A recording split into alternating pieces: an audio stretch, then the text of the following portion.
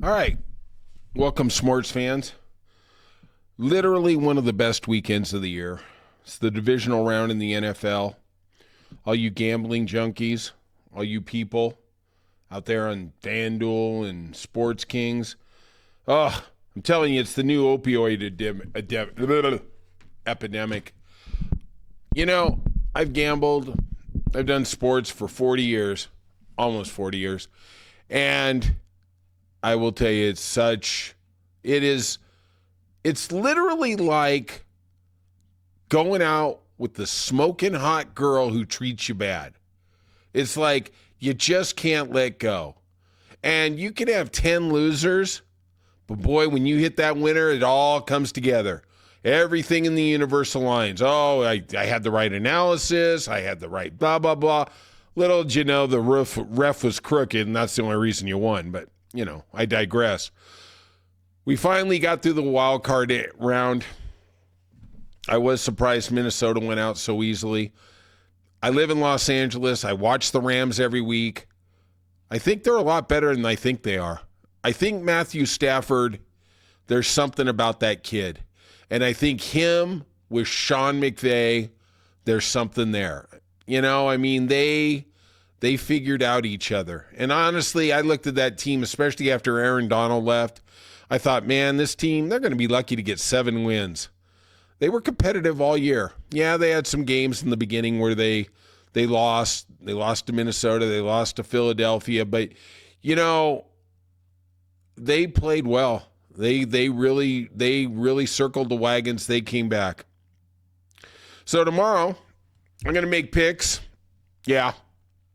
Good luck with that. Good luck with that.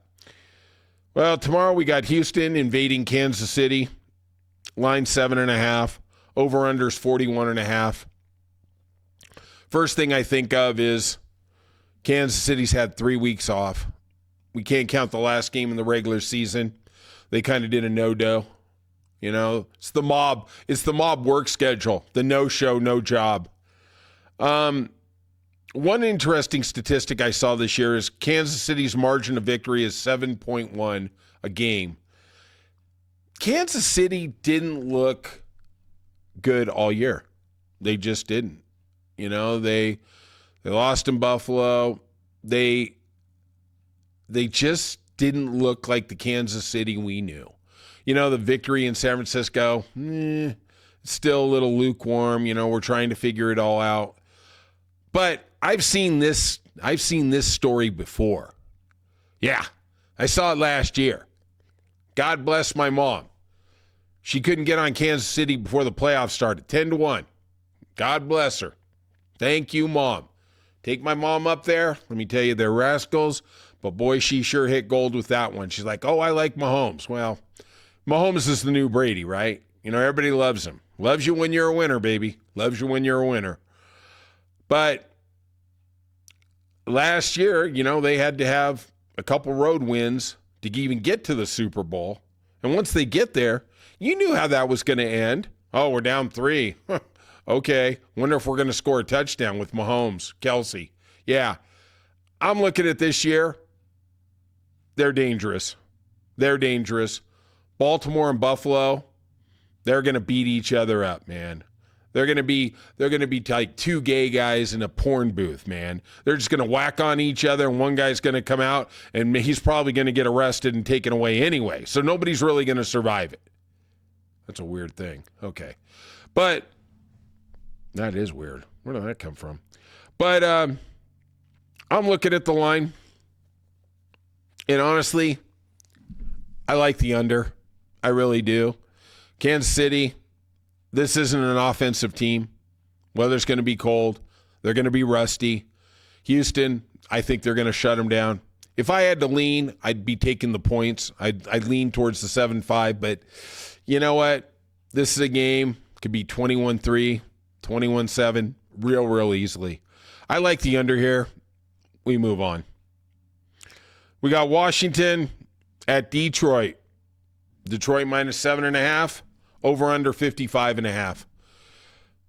This is a tale of 2 no defenses. Detroit's defense is banged up.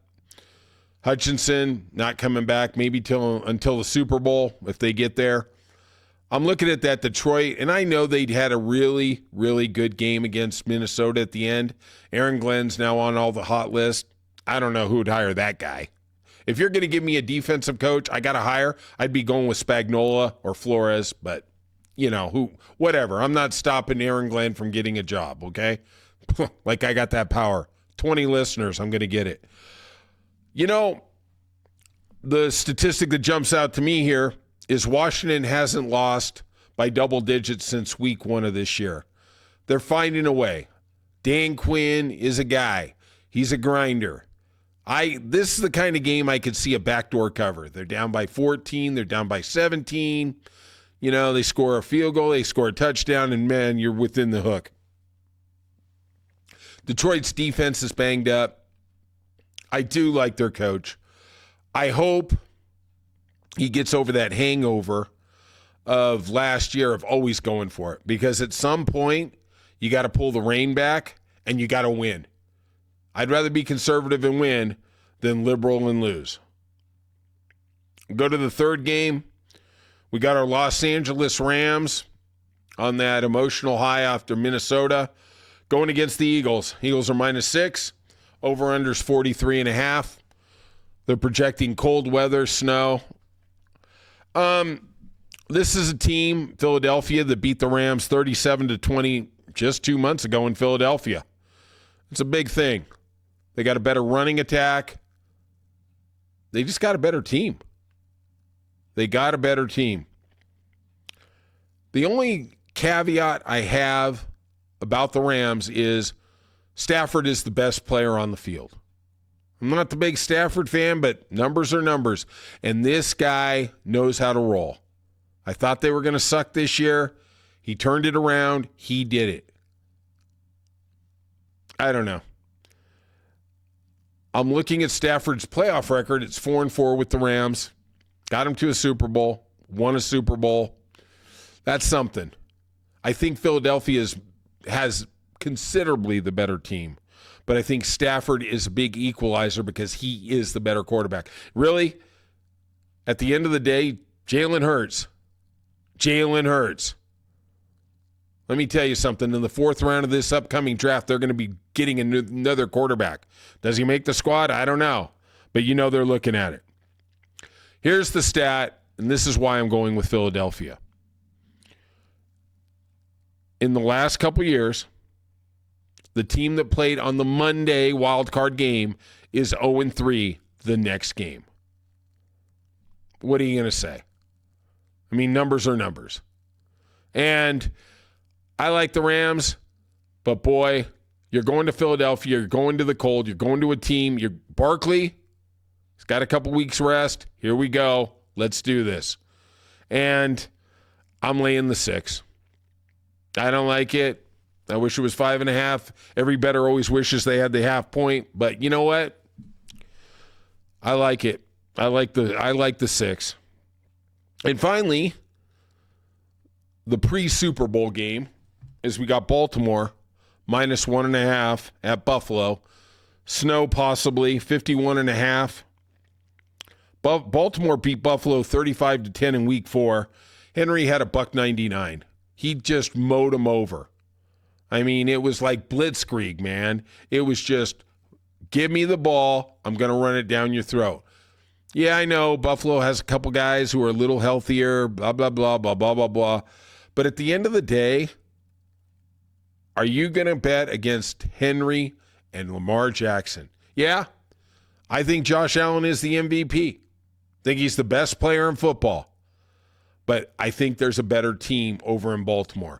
I think this is their game. Do I think they're going to beat Kansas City? No, I don't think they're going to do it because the chokitis is going to come back to Lamar's little throat. But this is a game they can win. I don't think they have any doubt. Another interesting statistic is Buffalo hasn't been a home dog since 1967. Did the world even exist in 1967? I don't even know. What the heck was that? 1967? Oh, my God. All right. So to recount, I like Houston plus the 7.5. I like Washington plus the 7.5. I like the Eagles minus the 6. Don't get the hook. And I like Baltimore minus the 1.5. All right. Hey, cash all your parlays. Be the big winner. Take all these mother effers down.